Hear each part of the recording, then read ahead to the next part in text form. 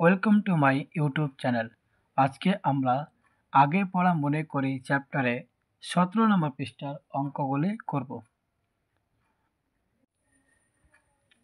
চলো ভিডিওটা শুরু করা যাক। আম সমান ভাগে ভাগ করার চেষ্টা করি। দেখো এখানে আম গাছ আছে, আম গাছের মধ্যে আমগুলো আছে। একদিন ঝড় হয়েছে, দেখো কাল ঝড়ে গাছ থেকে অনেক আম পড়ে গেছে। এবার আমি আর আমার বন্ধু আম কুড়িয়ে ঝুড়িতে রাখলাম। 127টি আম কুড়িয়েছি।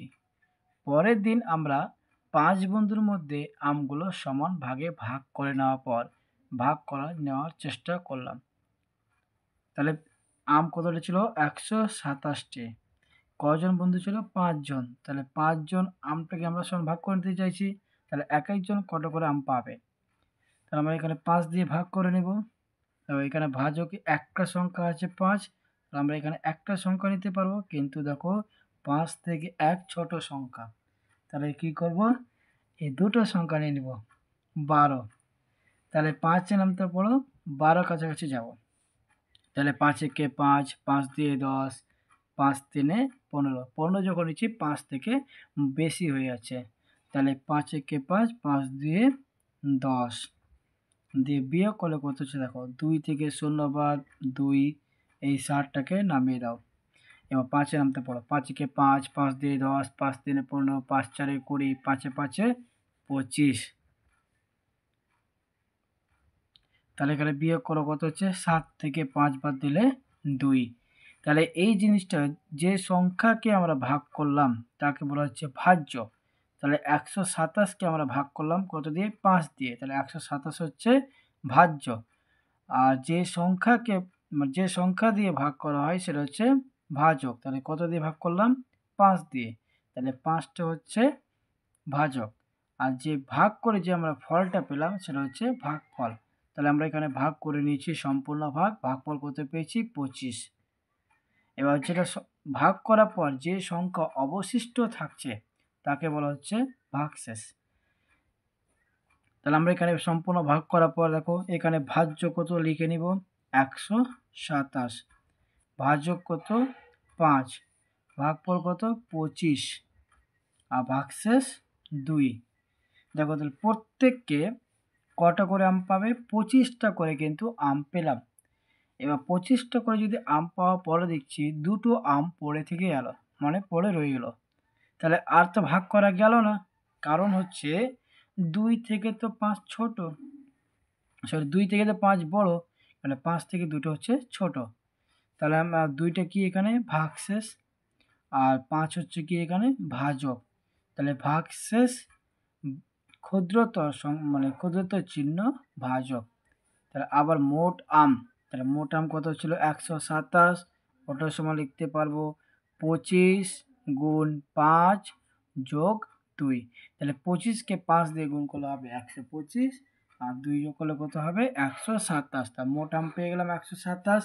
তাহলে এখানে আমাদের সূত্র হচ্ছে দেখো 127টা হচ্ছে কি? ভাজ্য। তাহলে ভাজ্য সমান 25টা এখানে কি? 25 হচ্ছে ভাগফল। তা আমরা এখানে শূন্যস্থান লিখে দেব ভাগফল গুণ 5টা কি? 5 হচ্ছে এখানে ভাজক, তাহলে এখানে ভাজকটা লিখে নিব, যোগ এখানে 2 কত? 2 হচ্ছে এখানে ভাগশেষ, তাহলে এখানে ভাগশেষ অলরেডি লেখাই আছে।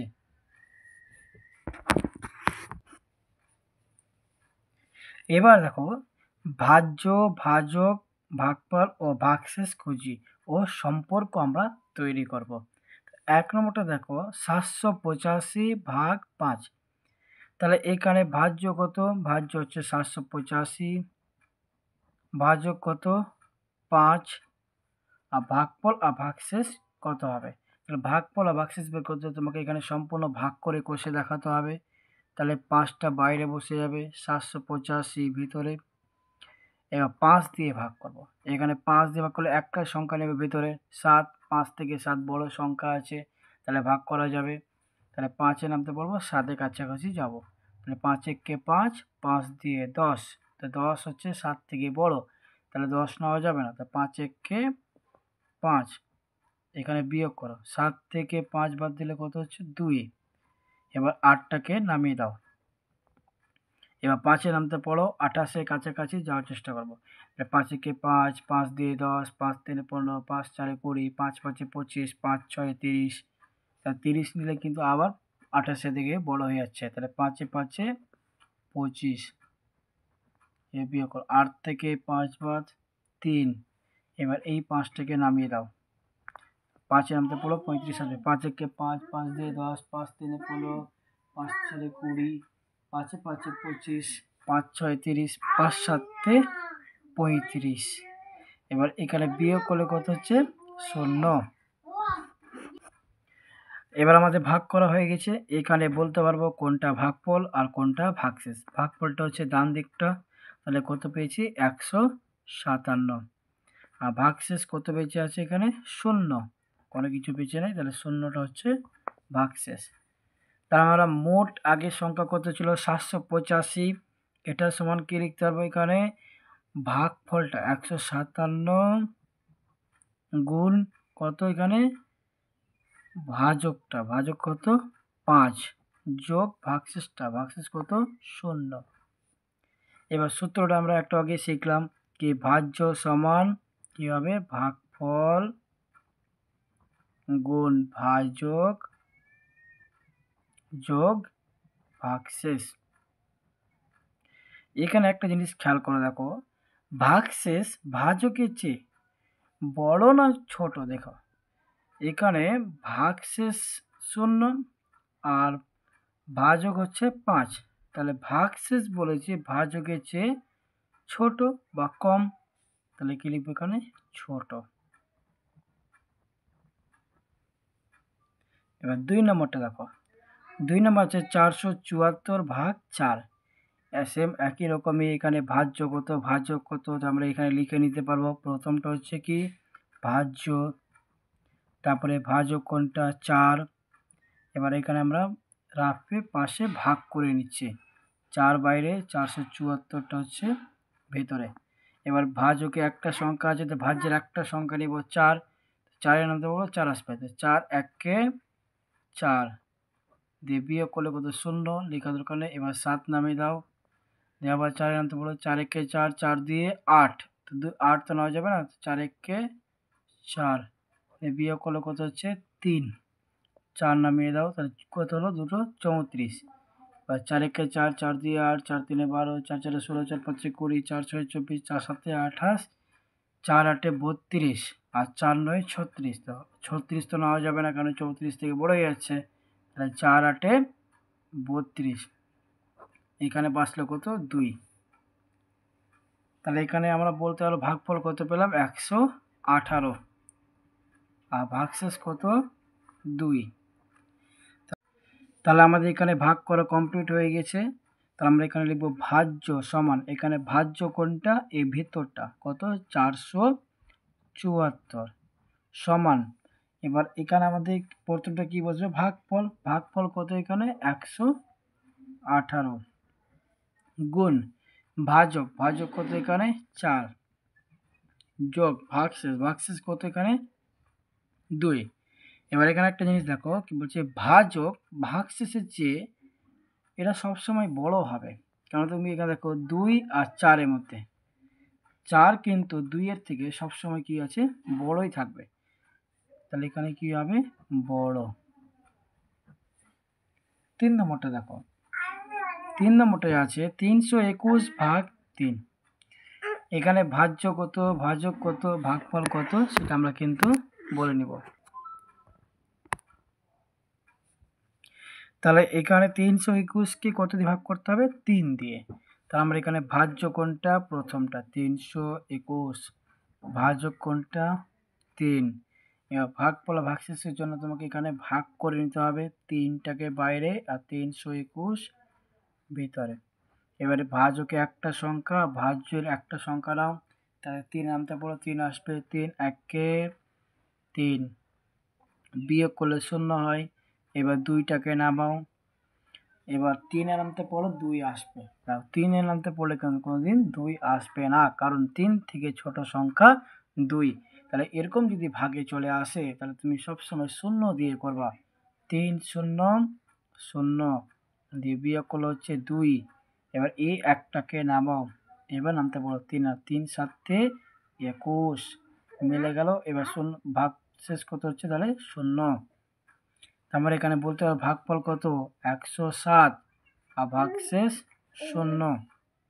আমরা লিখতে হলো ভাজ্য সমান, তাহলে এখানে ভাজ্য কোনটা 321 সমান হচ্ছে কি ভাজ্য ভাগফল গুণ ভাজক, তাহলে ভাগফল কত 107 গুণ ভাজক কত 3 যোগ ভাগশেষ কত 0। তাহলে ভাজক ভাগশেষের চেয়ে এখানে দেখো 3 আর 0, ভাজক বলছে 3 বলছে 0-র চেয়ে বড় না ছোট, অবভিয়াসলি বড় আছে, তাহলে আমরা এখানে কি লিখবো বড়। এবার 4 5 6 দেখো একই রকমই, এখানে তোমাকে ভাজ্য বলে দিয়েছে ভাজক বলে দিয়েছে, এখানে আমাদের এই যে ভাগ আকারে সাহায্য নিতে হবে, লেখার পর তারপরে কি করব এখানে ভাগফল আর ভাগশেষটা বের করব। তো এগুলো অঙ্ক আমরা খাতায় কিছুটা হেল্প নিয়ে করব আর বইয়ে কিছুটা অর্ধেকটা করব। তাহলে প্রথম 4 নম্বর অঙ্কটা করা যাক। দেখো ভাজ্য কত 789 ভাগ ভাজক কত 6। এবার আমরা একটু খাতে দেখে নিব। 4 নম্বরটা দেখো কি 6 বাইরে আর 789 ভিতরে। এবার আমরা এখানে ভাগ করে নেব। দেখো তাহলে এখানে একটা সংখ্যা 6 আছে, তাহলে এখানে একটা সংখ্যা 7, 6 থেকে 7 বড়, তাহলে আমরা ভাগ করতে পারবো। তো 6 একে 6, 6 দিয়ে 12, 12 নেওয়া যাবে না, এখানে 6 একে 6 বিয়োগ করো, 7 থেকে 6 বাদ দিলে 1, এবার 8টাকে নামিয়ে দাও। এবার 6 নামতে পড়ো 18 আসবে, 6 একে 6, 6 দিয়ে 12, 6 3 18, এবার বিয়োগ করলে 0 আসবে। এবার এই 9টাকে নামিয়ে দাও, কত 6 একে 6 বিয়োগ করলে হচ্ছে 3। তাহলে আমরা এখানে ভাগফল কত পেলাম 131 আর ভাগশেষ কত পেলাম 3। তো আমরা এখানে বই লিখে নিব। দেখো ভাগফল কত পেলাম 131 আর ভাগশেষ কত পেয়েছি 3। এবার 5 নম্বরটা দেখো, 5 নম্বরটা তোমার ভাজ্য কত বলেছে 819, তো আমরা এখানে লিখে নিব 819 ভাজক কত 9।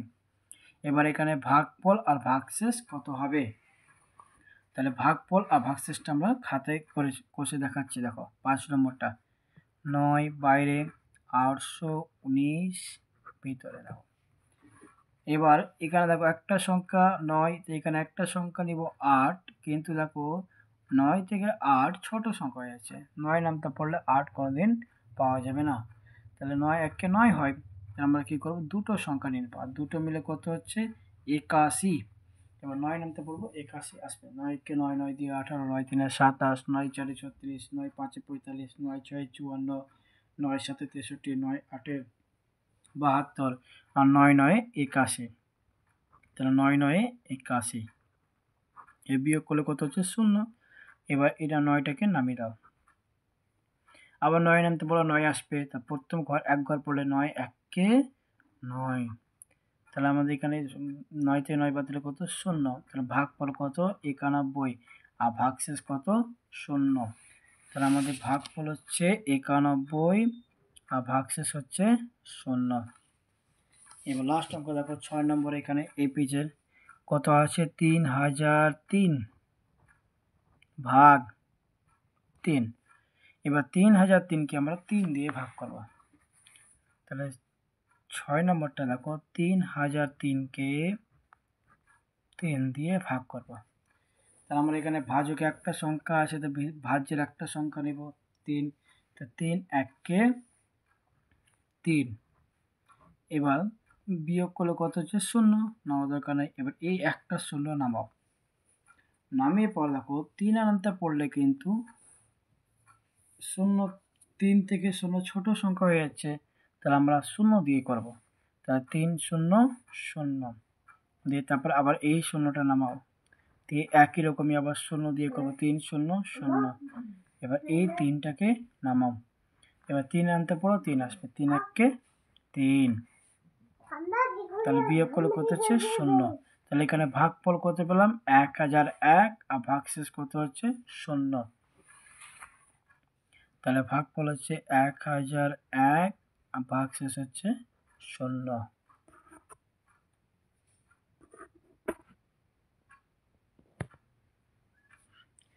এবার দেখো, একটা আয়তাকার কাগজকে ভাঁজ করে সমান কয়েকটি ভাগে ভাগ করে রং করি।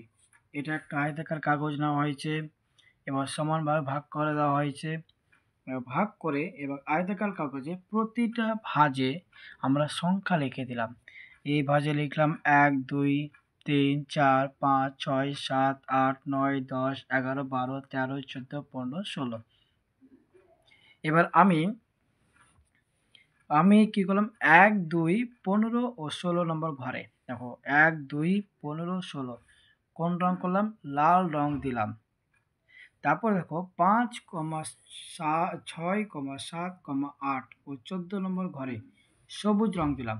তাহলে 5 6 7 8 14 ঘরে কি দিলাম, সবুজ রং। আর 9 10 13 এগুলোতে কি, হলুদ রং দিলাম। এবার যে বাকিটুকু থাকলো ওগুলোতে কোনো রং দেওয়া হয়নি, রং দিলাম না। এবার রং দিলাম, লাল রং দিলাম। তাহলে এখানে মোট ঘর কটা আছে দেখো, এখানে মোট ঘর হচ্ছে 16টা। তাহলে মোট ঘর হচ্ছে 16টা। তাহলে মোট ঘরটাকে নিচে বসাবো, ভগ্নাংশের নিচে, মানে হরে গিয়ে বসবে। তাহলে লব হচ্ছে ওপরে আর হর হচ্ছে নিচে। তাহলে হরের সংখ্যাটা বসবে কোনটা, মোট ঘরটা। এবার মোট ঘরের মধ্যে দেখো লাল রং কোন কোন ঘরে দিয়েছি, 1 2 15 16। তো মোট কটা ঘরে দেখো, 4টা ঘরে লাল রং করা হয়েছে। তো আমরা এখানে কত লিখবো, 4। তাহলে লাল রং দিলাম 16 ভাগে 4টা ঘরে, 4 ভাগে। এবার সবুজ রং দিলাম, দেখো মোট ঘর কত আছে, 16। তার মধ্যে সবুজ ঘর কটা আছে, এখানে কাউন্ট করে দেখো, 1টা 2টো 3টা 4টা 5টা। তাহলে এখানে 5 লিখে দিই। তাহলে এখানে কত লিখবো, 5। এবার হলুদ রং দেখো, হলুদ রং দিলাম, হলুদ রং করে দিয়েছি 1টা 2টো 3টা। তাহলে আমরা এখানে কি করব, আগে মোট ঘরটা লিখবো, মোট ঘর কত, 16টা। হলুদ রং দিয়েছি কটা, 3টা ঘরে। এবার রং দেওয়া হয়নি, রং দিলাম না। তো মোট ঘর কটা আছে, 16টা। তার মধ্যে রং করা হয়নি, দেখো কটা আছে, 1টা 2টো 3টা 4টা। তাহলে 4টা এখানে দিলাম। এবার মোট রং দিলাম। তাহলে প্রথমে লাল রং দিয়েছি কত, 16 ভাগের 4 ভাগ। তারপরে সবুজ রং দিয়েছি 16 ভাগের 5 ভাগ। আর হলুদ রং দেওয়া হয়েছে 16 ভাগের 3 ভাগে। তাহলে এগুলো কি, মোট রং করা হয়েছে। এবার এগুলোকে আমরা তিনটাকে যোগ করে নিব। তাহলে এদের দেখো 16 16 16, এদের কি বের করব, লসাগু বের করব। তাহলে লসাগু হচ্ছে 2 দিয়ে করলে হচ্ছে 8 8 8, আর 2 দিয়ে করলে 4 4 4, আবার 2 দিয়ে করলে 2 2 2, আবার 2 দিয়ে করলে 1 1 1। এই সবটা যদি গুণ করা হয় তাহলে আসবে কত, 16। দেখো একটা জিনিস মনে রাখবা, এবার দেখো কি এখানে তিনটা যে ভগ্নাংশ আছে, এই তিনটা ভগ্নাংশে হর কিন্তু তিনটারই একই, দেখো 16 16 16। তাহলে লসাগু বের করার দরকার নেই, যেটা একই রকম সংখ্যা আছে সেটাই বসে যাবে, 16ই। এবার নিচের সংখ্যা দিয়ে ভাগ করতে হয় আর উপরের সংখ্যা দিয়ে গুণ করতে হয়। এবার 16কে লসাগু কত পেয়েছি, 16, 16কে 16 দিয়ে ভাগ করবো, তাহলে কত হচ্ছে 1। তাহলে এখানে ওই 1কে আবার 4 দিয়ে গুণ করবো, তো 4 1কে 4। এবার এভাবে না করে তুমি যদি দেখবা কি, যদি কোনো ভগ্নাংশের হর আর লসাগু যদি মিলে যায়, তাহলে উপরে যে সংখ্যা থাকবে লব, সেই সংখ্যাটাই ওখানে বসিয়ে দিবা। তাহলে এখানে 16, তো এখানে 16, উপরে কত আছে 4, তা 4 বসে যাবে। তাহলে এখানেও 16 আছে, এখানেও 16, উপরে কত 5। এটা দেখো উপরে কত আছে 3, তো 3 বসে যাবে। এবার উপরে সবটাকে আমরা যোগ করব।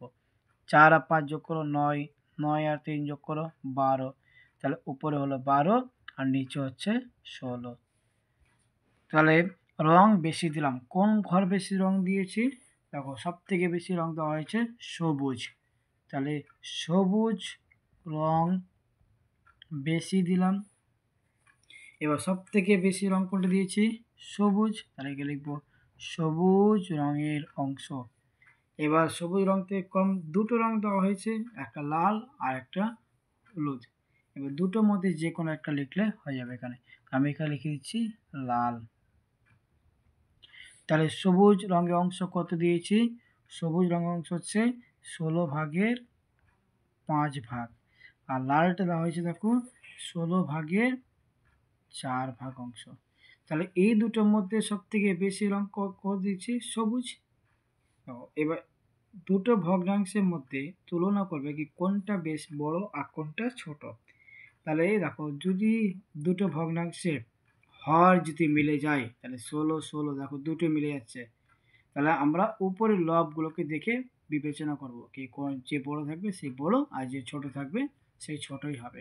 তাহলে এখানে সবুজের জন্য দেখো পেয়েছি 5, আর লালের জন্য পেয়েছি কত? 4। তাহলে কোনটা বড়? সবুজটা বড়, কারণ 5 বড় সংখ্যা, মানে সবুজে রং বেশি দেওয়া হয়েছে। গোটা একটা জিনিসকে সমান ভাগ করে নিই। আজ বাবা বাজারে গেছে, বাজার থেকে তরমুজ কিনে এনেছে। এবার মা কি করেছে? সমান 4 টুকরো করলেন। এবার আমাকে 2 টুকরো দিলেন। ক টুকরো করেছে? 4 টুকরো। তা মোট কত ভাগ করেছে? 4 ভাগ। তাহলে নিচে 4 বসে গেল। এবার আমাকে ক টুকরো দিয়েছে? 2 টুকরো। তাহলে দুইটা হচ্ছে ওর লবে গিয়ে বসে আছে, তাহলে 2/4 অংশ আমি পেলাম। এবার বাবাকে দিয়েছে 1 টুকরো, তো বাবা কতটা পাবে? তাহলে মোট ভাগ কত? 4। তারপর ক টুকরো দিয়েছে? 1 টুকরো, তাহলে 1 ভাগের মানে 4 ভাগের 1 ভাগ অংশ দিয়েছে।